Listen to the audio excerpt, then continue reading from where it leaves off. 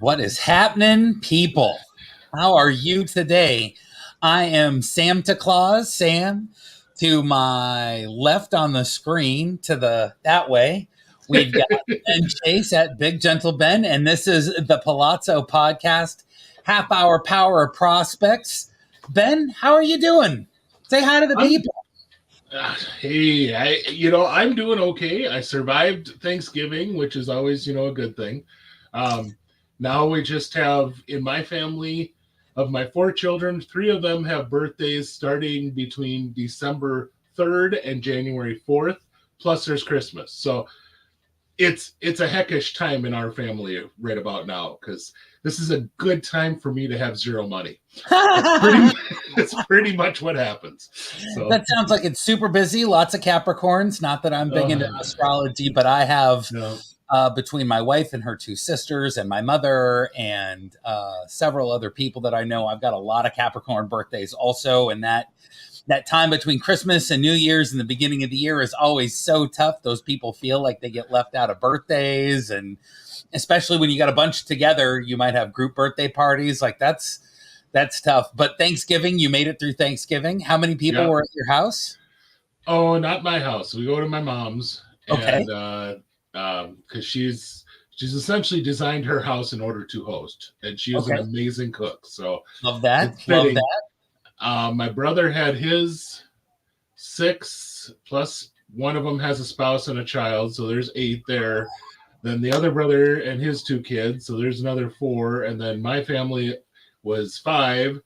So you got 17 plus my parents is 19 people in the house. So it was a busy place. I love it. I love it. We only had 11 at our house, and it felt like a small Christmas. We were missing 4 direct family members and 3 others that also show up. So I'm very used to having that big holiday tradition. And, I know the holidays are tough for some people, and my heart goes out to them. But whenever you're able to get together like that as family and really enjoy each other, like that's some of the best time you can spend on the planet. So, and if your mom has set up her house to hosting that kind of stuff, it sounds like you guys had the best food to eat. Oh yeah, she's amazing. Now, is there anything controversial about your Thanksgiving spread that you want to share, or a take that you have, or the dish that you have to have every Thanksgiving? Is there one nugget of Thanksgiving that you can share from your family for us? Let's see here, just a second here. Just noticing something that just got a note on my. There we go. Ta-da! Now is that better? There we go. Oh, you sounded good both ways. So he was just mentioning that it didn't sound like my Yeti. So I got it in. I got it changed. We got it changed within the first couple of minutes. Yeehaw. But sorry. So I guess I got to get your question again here, Sam. That nugget of Thanksgiving, like, is there a controversial take that you guys do with your Thanksgiving? Is there one side dish that you always have to have?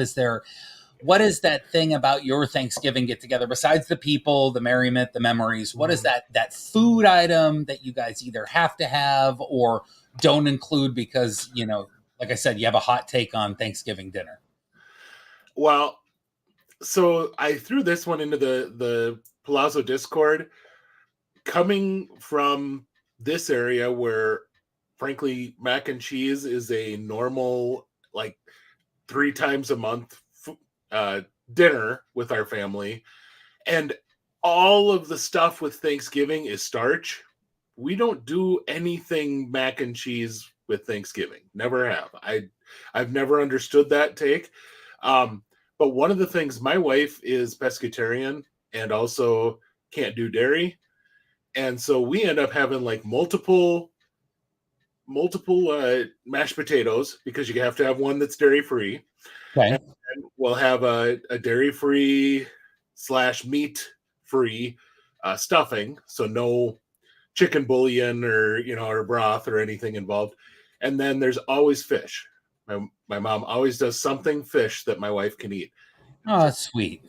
It's amazing what we have for a spread every year. Now, what I will say, my every Thanksgiving is my mother's pecan pie. It's to die for. So that's my always I have to have every Thanksgiving. A la mode, with whipped cream, with Cool Whip, or just naked? Just naked. Okay. It's so stinking good just naked. I feel like it gets too sweet if I put anything on it. Cup of coffee or a little bit of whiskey? Well, Is there a go-to beverage with that pie? there's not a go-to.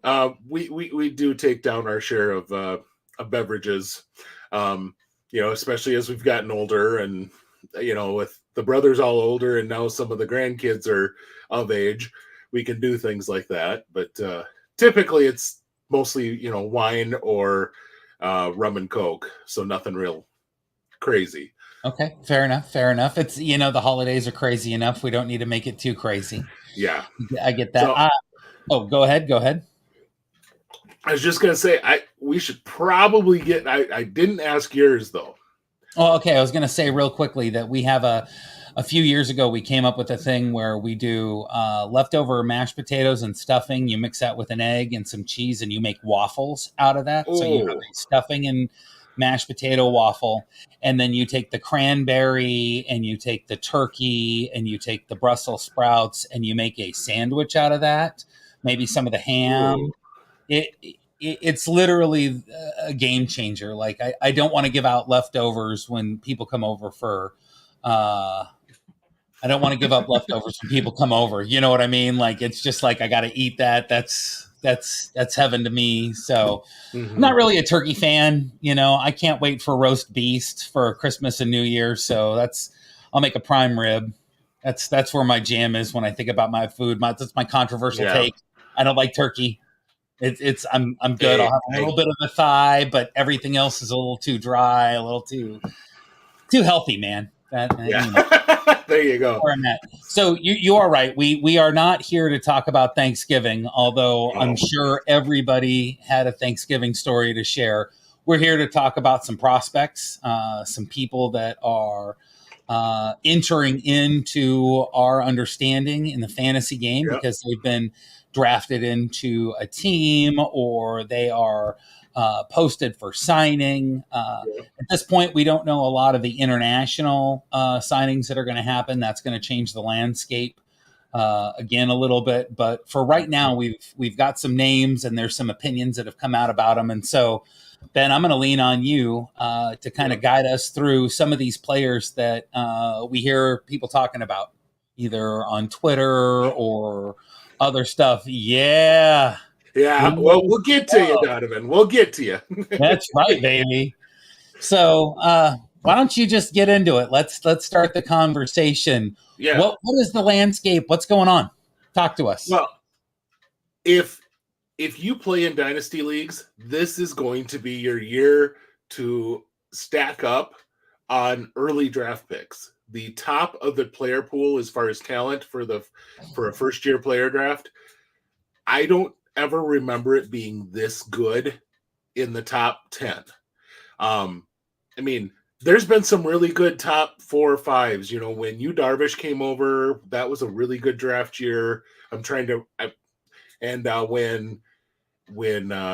Chapman came over, that was I think Chapman might have come over the same year that Trout was a draft prospect. So that was a really, really good year.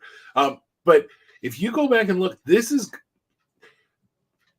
unless something goes desperately wrong, this is going to go down as one of the best first-year player draft groups that we have had. I like it. The big key comes off of our draft this year. The top 5 picks in this year's draft would have been a number 1 pick in basically any other year. These are elite guys. I hear Tigers fans not a big fan of the Max Clark pick where they got him because it left other guys on the board. But man, you can't blame him with that talent. Max Clark is an elite guy, and I have him ranked 6th in the top 100 I just put out for Rotoballer, the top 100 for Fypd. I have Clark 6th, and I just don't feel like it's a big. I don't feel like you're losing a lot getting him in the 6th spot. because I mean that's a guy that in a lot of years that'd be your number one overall pick, and you wouldn't think twice about it. Right. But the guy at the top of the, I was just going to say, and he's only 6 because we have somebody coming over from Japan that's in that top 5. In that top 5, yep. I believe you have him number 2, correct? Yep. And I mean, the big guy that everyone's going to want to talk about, and you're going to trade. What I will tell you, don't get stupid and trade your world away for Wyatt Langford. I love him. I think he's going to be an all-star caliber player for years. But trading away all kinds of draft capital for a guy who has never touched the major leagues or all kinds of player capital for a draft pick in order to get a guy who is, never played in the major leagues. That's how you end up as a dynasty team that's working from the bottom. And there's nothing wrong if you've got the draft capital to make that move and it's not really hurting your team. Absolutely. Go get Langford. He's going to be that kind of a guy. But I think perhaps it's gone from the point of Langford fell behind Cruz and Skeens in everyone's college eyes and was maybe even a little underrated to the point where there are people talking about him as the number one overall prospect in all of baseball over Jackson Holliday right now. What the crap? Like that? No. Like you've seen Jackson Holliday do it for a full year across all the levels of minor leagues at 19. Right. It's not the same thing. Well, so helium is a real thing, and I don't think that there's a non-zero chance that Wyatt Langford is better than Jackson Holliday. I don't think it's non-zero, but I think to your point, there's a little bit more trust that we can have in what Holliday's done versus Langford. But both are shiny, and the helium is real. I mean, especially with winning a World Series and the lineup that he could be graduating into. Absolutely. The ability to have counting stats galore, both batters to knock in and batters to knock him in. I think that there's some reasonable arguments for why people feel that way, but it is what it is. So we have this top 6 that you feel confident about. All 6 of them are elite talents. Why don't we talk about some of the other players that are coming in that you have caught your eye, that you're real excited about, that people should be not sleeping on? I mean, the big guy, and I mean, I have him ranked 7 for a reason, but that's Matt Shaw with the Cubs. What I have found when putting together this list, I want to say, I'm looking here, I'm down to number 12, and I have 1, 2, 3, 4, 5, 6, 7, 8 guys in the top 12. And then if you want to just kick down all the way to 15, there's one who already debuted. So you're talking 9 of the top 15 should hit the majors at some point by the end of next year, out of a draft class this year, or out of a first-year player draft, that is. That's a ridiculous amount of ready talent. Yeah. That's a big, big deal. I really like Shaw. I think he's a guy, if the Cubs feel like he could play third and they don't shore up that position this offseason, he could absolutely be out mid-season. Otherwise, he's probably going to be an end-of-year call-up at, sticking up the middle, second or third, or second or short primarily. But I think his major league home is going to be second base long-term. And right now the Cubs have Nico Horner there. So they've got to create space for him. This is not a problem with Shaw's bat. Shaw is going to be a guy who gives you – I've compared his bat a lot to Carlos Baerga. And if you remember Carlos Baerga when he was at his best with the Indians at the time, I'll avoid having to throw the quarter in the jar this time, but it was the Indians when he played for them. Carlos Baerga was a beast of a second baseman. He was 300, 40 doubles, 20, 25 home runs. He get you 10, 15 steals, and he was all kinds of runs and RBI. That's the type of player you're talking about with Shaw here, and that's going to be a fun player to enjoy. But there's a lot of guys that should be up early, and shoot, I even have Hurston Waldrop with the Braves listed as a 2025 guy, but we've seen how the Braves push their players if they're ready. If they show they're ready, they'll be up. And with his raw stuff, God, he could come up and pitch 2-3 innings out of the bullpen and really help that team starting pretty much midsummer. That could be a huge thing. The only thing I think about with the Braves and their pitching is just how many diverse names they have in that pitching lineup. But coming up as a bullpen arm, doing something like that, I think is tenable, because they do. If you can pitch, they'll let you throw. They'll bring you up and put you in front of talent. Maybe not high leverage situations, but there's always a need to have somebody cover an inning, either in a blowout one way or the other. Normally the Braves are the ones doing the blowing out, but yeah, well, with their offense last year, it certainly was. But yeah, then we get into our international crop this year, which is really, there's only maybe a half dozen guys that are coming over from Japan or Korea that have never played in the major leagues. So that's usually what qualifies in this.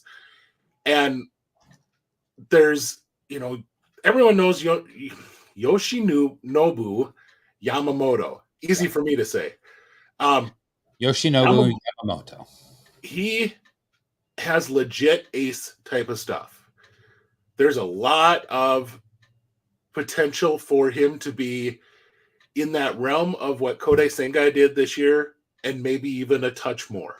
Yeah. That's the type of pitcher you're talking about here. The only concern I have watching him is he's 5'11" doing it.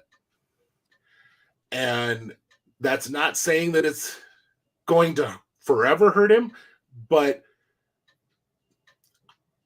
you can call it a bias all you want, because it is. But it is. I watch a guy who's 6'3" making that same kind of pitch. There's just something that flows better in the body. It looks shorter. It looks more like you're exploding like a firecracker instead of exploding like a long-range missile. And that's a big difference to me as far as the health of the arm, the health of the obliques, the legs, the everything. When you're snapping to get that kind of velocity, that kind of movement, it can do a lot of things to the body. But man, the stuff is just there. He's got frontline level stuff. So we don't see it a lot, but he has had a pretty decent workload the last few years over in Japan. And, I think about Pedro Martinez, who had a very slight frame, didn't have that extension that a Randy Johnson or a Tom Glavine would have. Greg Maddux was stocky. He wasn't buffed out, but he wasn't thin. Yeah. He didn't have that rail thin thing, and he didn't actually throw super hard. He relied on, just being the best pitcher ever, one of them anyway. Yeah. But I see Yamamoto having that kind of a frame that allows that wiry strength. He allows for, whipping and angles to happen. His motion seems pretty fluid when he throws. I mean, he's I'm impressed by him. I'm I don't expect the Mariners to do anything anymore. I've given up, but I would love to see him in a Mariners uniform. Him and Ray and Gilbert and Kirby and Castillo trade off Wu and Miller for some bats. Anyway, I like Yamamoto. I like him at number 2 for you, and I think that he's. He's the cream of that international crop that's coming out. Absolutely. And there's actually, it's a, you say 6 names, but that feels fairly deep for, players coming over across the Pacific. So are there any other names you're interested in that group? I guess just a very brief thing. Shota Imanaga. And I apologize to anyone who wants to tell me I'm pronouncing these wrong, because I'm sure I am. But he just reminds me of a Wade Miley. He's going to come in. He's going to be somebody's 4th starter. He's going to toss 190 innings. He's going to have a 3.80 ERA with a 1.15 WHIP and strike out 8 batters and every 9. and just be a freaking consistent guy at the back of a rotation. I really like him as that type of a guy. I have him ranked number 8 only because, or for a big reason, there's just not guys like that. Look around, try to draft a starting pitcher in your single year leagues right now and find a guy that's going to give you 180 innings. Right. They're just not there. And that's the type of guy I think he is. Yeah. And there's several rotations, Baltimore, New York, Cincinnati. I mean, there's several places that he could be very interesting for some of that blossoming young talent that they have in those places where, 180 innings of just, slightly above major league average stuff would be perfectly fine for them. They would do just fine having that in their lineup. So, and then the one hitter coming over to know about is Jung-Hoo Lee coming over from Korea. Now, if you drafted and liked what you got from Masataka Yoshida with the Red Sox this last year, you're going to really like Jung-Hoo Lee because that's a very similar profile. A lot of contact. 15 home runs will be a blessing. But he's a guy, and he's probably not going to steal you 40. He's got good speed. He's an elite defender that's going to hit 300. That's a hell of a profile to have. But I think being the guy that's getting the press that he is, I think a lot of people are looking at, oh, well, then he's just good. He's going to be a fantasy darling, and he's only 25. Think of the growth he can have. Yeah, I think he is what he is. He's going to be a guy who hits for good average, and he'll give you double-digit home runs, maybe double-digit steals, but probably not a lot more than that on either. Right. And I think the KBL is just a slight step down from the league in Japan. We saw with Ha-Seong Kim, it took him a year and a half to really get comfortable in the majors in his role. And so, I think that when you talk about Lee, that, it's not necessarily you're drafting him for 24. He could give you some value, but really he's a 25, 26. He's somebody that, isn't going to stay in your minors because he's going to be playing in the majors. But he, I like his name. So the only people we haven't talked about are some of these high school bats that are kind of coming up. I'm sure one of the names that's on everybody's list is Colt Emerson. You want to talk a little bit about him and anybody else that's caught your eye? Emerson was a guy I really, really liked coming out of high school in Colorado, and he got into the Seattle system and just hit and just didn't stop hitting from the moment he started. And he has pushed himself up a lot of boards beyond what he started out the offseason as. There is a very, very deep high school bat class here. And for folks who might miss out at the very top, you're talking about a lot of guys that in a normal year are your back half of the first round. And I have Emerson at 17. That's a guy you're going to be able to get with the 5th pick in the second round because that's how deep this group is. And so there's a very good chance you're going to get some really talented high school bats going into the 4th round. I mean, there's going to be some really talented guys that deep. And the thing to look at is, I love that. I love Ty Pete that the Mariners also got. The Mariners had a really fun draft of high school hitters. You're bringing this up, not me. I just to let everybody know, I didn't set him up for this. I like their as I look at it, I like it. The other guy who I am going to really be pushing to get Aiden Miller of the Phillies. I think if Aiden Miller would have been 6 months younger, he's a top 10 pick. It's one of those guys who has so much stinking talent, but he was 19 already at draft time. And for some stupid reason, major league teams go, oh gosh, let's back off of that guy because he's already turned 19. He's old for a high school guy. Aiden Miller could just freaking hit.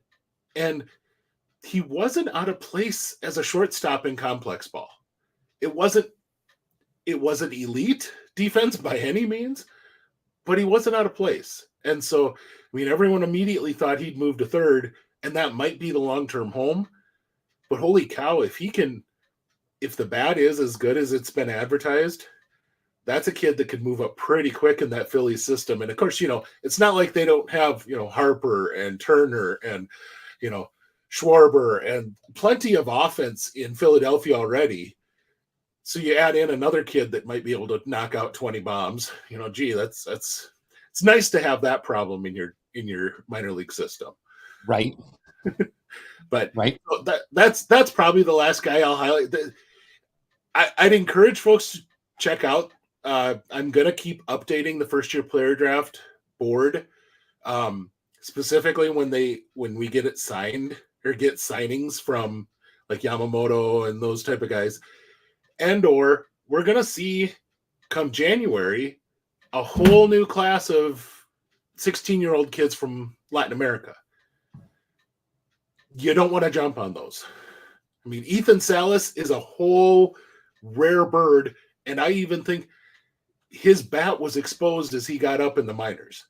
The kid's glove work behind the plate is holy crap elite. He does not look 17.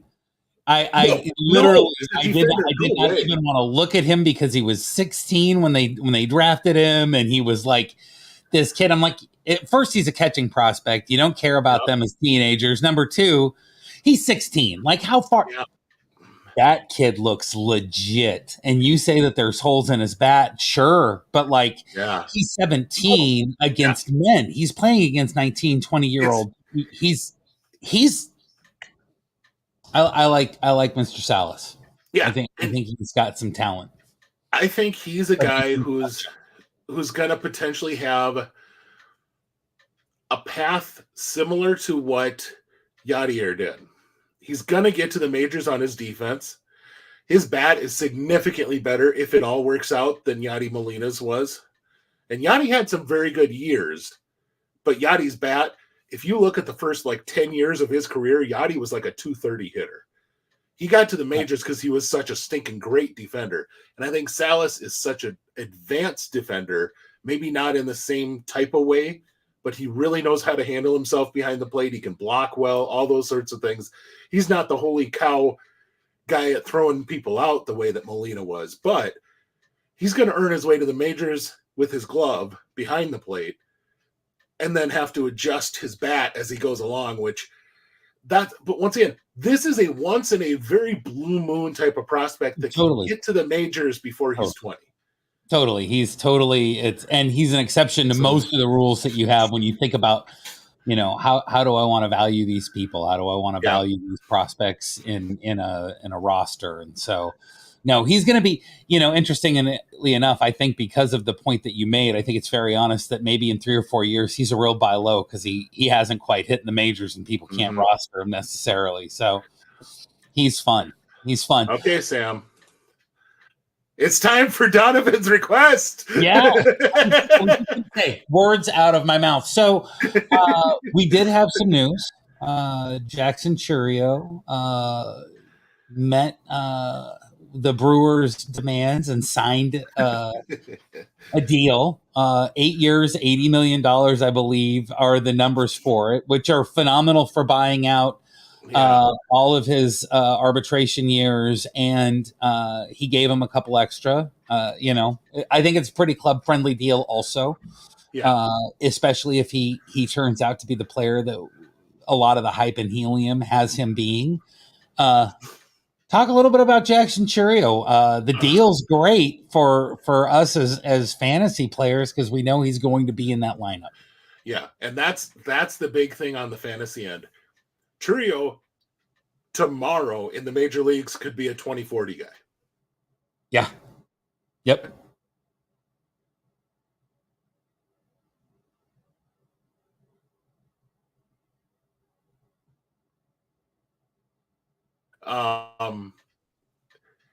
And that might be something you have to deal with, is that he's a 250, 2040 guy right away. But that bat adjusts. If you watch him last year in Double-A when they had that sticky ball and it was, pitchers striking out everybody and their moms, Chourio had a really crappy first half with that sticky ball. But he adjusted. At 19 in AA, he adjusted. And just beat the crap out of the ball for the second half of the season. And he, even when he wasn't hitting well for average, he was a 20-50 guy last year. You know, he was on that kind of a pace where he was, I guess I'd have to look to make sure. I don't think he got to 30 dingers, did he? No. It was just 22 is what he ended up with. But 22-43 or 44. 22-44. He got one steal in AAA in a short little thing at the end of the year. So 22 homers, 44 stolen bases. He drove in 91 in 128 games in AA. Yeah. And he was batting first most of the time. And he drove in 91. Yep. You know, this is a kid he's just, everything about him screams that he's ready. And oh, by the way, while he's in Venezuela so far this winter, he's hitting 379, 453, 530, playing in the same league that Ronald Acuna is. And he's got an equal amount of walks and strikeouts. Yeah. Like, I mean, what the heck? It's a small sample, but everywhere he goes, he just hits the ball. He's going to be a lot of fun for Brewers fans for a long time. And I think that, you know, his floor is going to be 260, 20, 35, 20, 40. Yep. I think that's his floor. I think you could see somebody. I don't think the power is much more than 25 home runs for a year. I think you have a smaller window for his power, but he could be a 25-50 player, hit 300 1 or 2 years, you know, 280 to 300 at the very least on a very regular basis. He plays and he walks. He doesn't strike out a ton. He does have some swing and miss, but it's only because he wants to put that ball in play. You know, he hits the ball hard. He's the type of guy I can see him. You know, you mentioned he's got 25 game power right now. I've watched they show videos of him in batting practice ahead of the game. The kid has legit raw power. It's just translating it to the game, and that's not his approach because he's been their leadoff hitter. Right. You know, absolutely. I could see him doing similar to like a Corbin Carroll for a while. But I think that if they end up putting him, let's say, second or third in the lineup, I think you're talking about a guy who could be a legit 30-30 candidate. I compared him years ago, like 2-3 years ago, whatever it was, when he was first kind of hitting, breaking out. I watched him, and the first thing that came out of my mouth was Ron Gant. He reminded me a ton athletically of Ron Gant. Okay. And you know, Ron never really figured out how to take a lot of walks, but he didn't have to because he didn't strike out much either. He made a lot of freaking contact, and he took a pretty skinny body and figured out when to unleash the power. And he pulled a lot. I swear the guy hit every freaking ball down the left field line that he got for a home run. Every freaking home run that Ron Gant hit went down the left field line. If you know how to turn on a ball and when to turn on a ball, you can take above average power and turn it into a 30 home run guy. It's just a matter of knowing how to and when to. Nolan Arenado has done that for years. Oh yeah. Yep. And you know, I mean the different position, but archetype is there that you don't necessarily have to be a power player. My whole thing about his home runs is he could grow into. He's at an age where he could still go through another body change. He could put on more bulk and become bigger. That might change a little bit of his power, I think, just inherently, and not necessarily lose as much contact. I think like Noelvi Marte, who people didn't necessarily think of him as a big power guy. He really grew into that frame. And, you know, as much talent as the Mariners got when they traded him away, like he'd be their starting third baseman right now after trading Suarez. And we wouldn't be sad about trading Suarez. Yeah. Well, you know? yeah, that's a whole nother discussion. Yeah, but, neither here nor there. So the thing with Chourio's contract here, you and I were talking earlier today, there's really good examples and there's really bad examples of doing this. There doesn't seem to really be much in between. Evan White, yeah, he won a Gold Glove, but that bat never figured it out in the major league level. John Singleton, became a fun story this last year because he finally made it back to the majors at like age 30 after playing out his entire contract, being broke, smoking himself out of the league, all sorts of fun things that John Singleton did.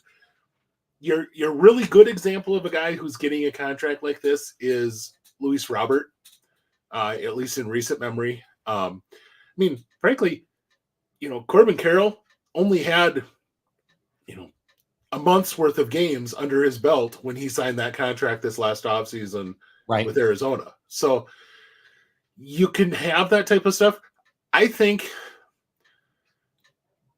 the other guy who I'm really interested in as far as the elite top prospects go, there was rumbling at the end of last year about Jackson Holliday. That would be a big statement by Baltimore that they're handing over the starting job to him if they come out and do a deal like this. But that's absolutely a freaking organization that would do a deal like this. Come out and give Jackson Holliday, 10 years and 140. That wouldn't be a dumb move if you break it down. I mean, think about, the Braves are paying more than that per year to Ronald Acuna Jr., and they get ripped on constantly for that contract, that they took advantage of a kid. Well, they gave him a guaranteed $100 million. His life is set. If he gets injured tomorrow and never plays another game, Ronald Acuna Jr. has $100 million that's going into his bank account. Right. That's why these guys sign those deals. But there's plenty of risk on the other end. You and I, the Evan Whites of the world are walking away with some money in their bank. John Singleton, well, he had money in his bank, but, guys like that, they had money and it's there forever, even though they failed. So I don't think you'll ever see this happen to a pitcher. That was one thing that was mentioned last year with Yuri Perez. Somebody made a comment to Kim Ng at the time and said, are you going to consider signing Perez for a long-term deal, early on in his career? She said, no, it's not our policy to offer a deal like that to any pitcher, which, duh. I'm sorry, but duh. Yeah, no, I think that it's something that you'd only offer to a hitter. I think 10-140, even for Holiday, is pretty aggressive for somebody who's never seen the majors. So I don't, But I bet he doesn't sign for $1 less. I don't think he does either, but I think of Jared Kelnick, again, not to bring up that team, but there's somebody who everybody thought was going to be elite and had all of the stats and proof in the minors and got called up and just didn't have it necessarily up there. He's still young. He's still not, there's still a chance for him to change, but you wouldn't offer him, $550 right now, would you? You wouldn't offer. No. I would. I want him to play out his arbitration years a little bit more and see if he can really turn the corner. It's not like he's Julio, who they signed to that mega deal. Yeah, and I think that's where this discussion should kind of begin and end. Is we're talking about in general with players like this, guys who are 22 and younger. Yeah, and I mean, if tomorrow the Texas Rangers came out and they signed Evan Carter to a 9-year deal that's going to pay him $100 million, yeah, he looked like a stud in the playoffs, but he's got something like 30 at-bats at the major league level. Right. There's a huge risk there. I love Evan Carter. I think the kid's going to be a consistent ball player for a lot of years, but that might be all he is a consistent ball player. Right. He might never turn into a 25 home run, 30 home run type of guy. He might never turn into that kind of a player to where you really want to lock him in for 10 years. Right. That's the risk these teams are taking. And it takes a special kind of person to be able to handle this kind of deal. And I would imagine, the Brewers have had some elite prospects recently come through their system and they've not locked them up. And you kind of have to wonder if there's, they know something about Chourio's mentality. And everything you hear or read or anything about this kid raves about who he is as a person. Well, and I think you hit on why this is so tough is that it's 90% physical, but it's half mental. There's this real huge component, and your brain isn't even fully developed until your mid-20s. Your whole frontal lobe is still going through major changes. You're still developing synapses and adjusting to things and learning, and there's still not as much as when you're a kid, but there's still some elasticity in the way that you're able to conceive things. And development is not linear. You can't just say, well, he did this year, so this is what he's going to do next year. You never know what's going to happen. And I think of, players like Ha-Seong Kim that came over. How much of it is I'm now in a new situation. I need to be comfortable. I have to develop a routine. I have to find things that I trust. I need to be able to deal with being homesick. A lot of these young kids are dealing with the same thing. They're no longer at home. They're no longer with their team, either high school or college. They're getting moved around. The minors is a tough place to be. As much as we love the minors and talk about it, it's a grind. You play baseball because you love it. At that level, you're not playing it to make money unless you're one of a few international signees that get a ridiculous signing bonus when you come in, or you're a top draft pick. So yeah, there's a lot to go. Look forward to the rest of this offseason. The Brewers got a huge feather in their cap. Yeah. A notch on their board, whatever you want to call it, man. Jackson Chourio for the next 8 years. I'm real excited for them and to see what he can do. Nothing but rooting for him. He is a good kid from all accounts, like you were starting to say. So yeah, you got to be excited about that. Got one quick question, and then we're probably going to need to log off here. But Acuña's little brother, I'm assuming he's talking about Luis Angel, and he was traded to the Mets in order for them to get Scherzer. I don't know that he's going to see the field for the Mets this year. The Mets are, I think unless the Mets really decide to implode the whole thing and just start over with Lindor as kind of their main piece, and I guess they've signed Nimmo for quite a while. He's probably not movable exactly at that salary, but they're trying out whoever they can at third base. I don't think that's a position for Acuña. He has not got the glove or the arm for that. He's a solid shortstop just because he gets rid of the ball in a hurry. But playing third base, you need a different level of arm. And he's not that kind of a defender. And otherwise, he was playing some more center field. I could see that being a move. But I don't think that's a move until late in the season for the Mets, if they make it with him. Right. But they've got some guys coming up into free agency, Alonso and, oh gosh, I'm blanking on who else. They've got a number of guys hitting free agency next year to where they could just go, you know what, we got Francisco Alvarez, we got Lindor signed, we've got Nimmo for a while. We're just going to blow this crap up, use our money power to do it, and we're going to get back some elite prospects that are ready in a year or two. And they have the kind of money to where they could pay all of Nimmo's salary out the door. Right. That's the crazy thing. And that's how they got decent prospects for a guy like Scherzer, who was 40 and making 35 million, is they said, hey, we'll pay most of that. And you just give us a good prospect. Right. Hell yeah.